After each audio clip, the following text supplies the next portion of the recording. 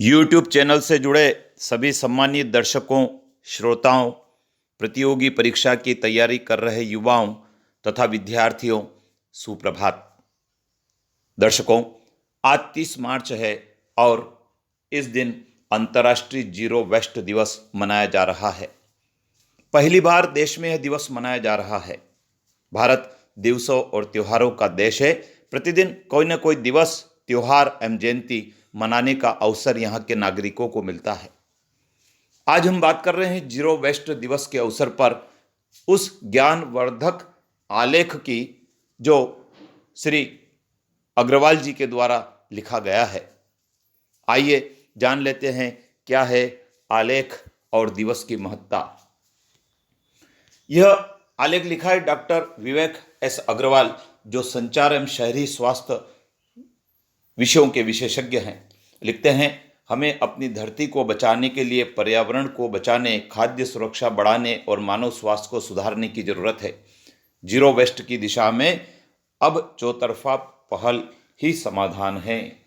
Doctor Agarwal लिखते हैं, संयुक्त राष्ट्र के आह्वान पर पहली बार पूरे विश्व में 30 मार्च को अंतर्राष्ट्रीय जीरो वेस्ट यानी शून्य अपशिष्ट दिवस का आयोजन किया जा रहा है। इस दिन विभिन्न स्तरों पर अपने शहर, गांव इत्यादि को अपशिष्ट मुक्त बनाने के संकल्प लिए जाएंगे। बहुत से आयोजन इस दिवस के उपलक्ष्य में सरकारी एवं गैर सरकारी स्तर पर किए जाएंगे। उद्देश्य एक ही होगा, जनसाधारण में अपशिष्ट मुक्त शहर की धारणा के बारे में चेतना जागृत करना। डॉक्टर अग्रवाल लिखते हैं, यदि अंतर्राष्ट्रीय स्तर पर देखा जाए तो प्रतिदिन लगभग 225 करोड़ टन कचरे का उत्पादन होता है। उसमें से लगभग 3% यानी 6.5 करोड़ टन अकेले भारत में उत्पन्न होता है।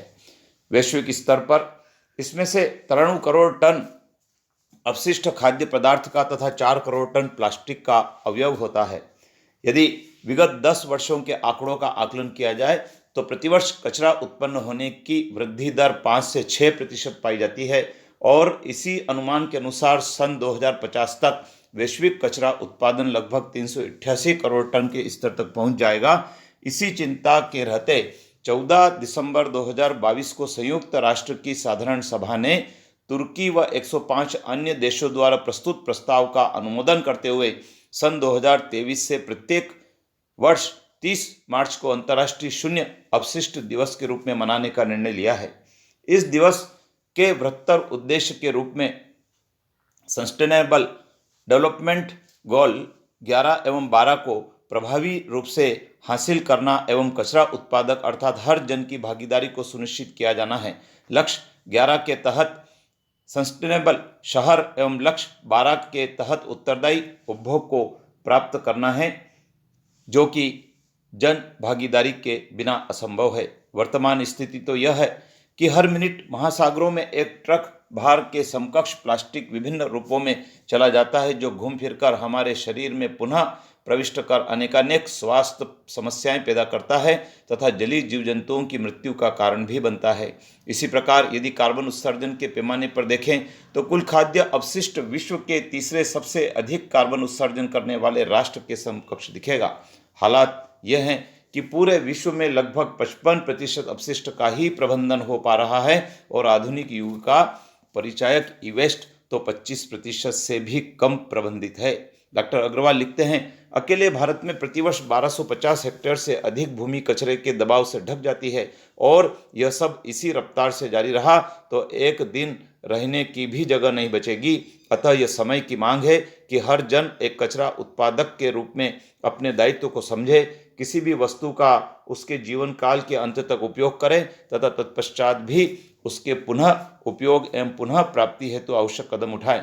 उपभोक्तावादी समाज को इस दिवस के माध्यम से स्पष्ट संदेश जाना चाहिए कि कचरा उत्पादन न सिर्फ आर्थिक रूप से अपितु सामाजिक रूप से भी पर्यावरण के लिए भी आघात पैदा करता है। हमारे द्वारा उत्पन्न अपशिष्ट से जल, जमीन, वायु तीनों प्रकार का प्रदूषण होता है, जो कि आने वाली पीढ़ियों के लिए खतरे का संकेत है। भारत के संदर्भ में उक्त दिवस की महत्ता अत्यधिक है और वर्तमान सरकार का अधिक जोर भी है। सन 2014 में स्वच्छ भारत अभियान की शुरुआत से लेकर वर्तमान में क्रियान्वित हो रहे स्वच्छ भारत अभियान शहरी 2 तक हर वर्ष ठोस कचरा प्रबंधन और उसके प्रति नवाचार, जनभागीदारी तथा वैज्ञानिक दृष्टिकोण को महत्व दिया गया है।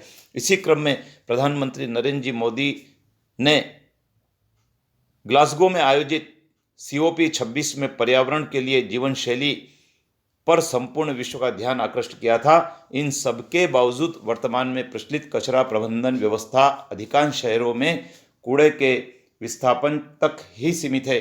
कचरा प्रबंधन में प्रचलित NIMBY syndrome, not in my backyard, मेरे अहाते में नहीं, अब वार्ड, जोन और शहर स्तर तक पर तब्दील हो गया है। आवश्यकता है एक समेकित एकीकृत कचरा प्रबंधन की, ताकि उत्पन्न अपशिष्ट को पृथक पृथक एकत्रित करते हुए समुचित उपयोग किया जा सके। अन्यथा यह विस्थापन की प्रक्रिया यूं ही जारी रहेगी और कार्बन बचत की जगह अधिकाधिक उत्सर्जन होगा। शहरों को विकेंद्रित प्रणाली के उन्नयन हेतु दूरगामी आयोजना विकसित करनी होगी, ताकि दूरदृष्टि के साथ हर कण का उपयोग हो। इस प्रकार का बहुत ही महत्वपूर्ण आलेख आज प्रकाशित हुआ है, जो इस जीरो वेस्ट दिवस की महत्ता को प्रतिपादित करता है। सभी नागरिकों से अनुरोध है, इस आलेख से प्रेरणा ले और जो अपशिष्ट है उसको कम से कम निकालें, उसका अंतिम क्षण तक उपयोग करें और रिसाइकलिंग की प्रक्रिया को जारी रखें, जिससे कि हम पर्यावरण, जल, जमीन और हमारे जो जल स्रोत है उनको प्रदूषित होने से भी बचा पाएंगे। आलेख आपको कैसा लगा? लाइक करें, कमेंट्स करें, अपने मित्रों को भी सुनाएं और आज के इस दिवस पर संकल्प लें जीरो वेस्ट पर्यावरण को बनाने का। जय हिंद।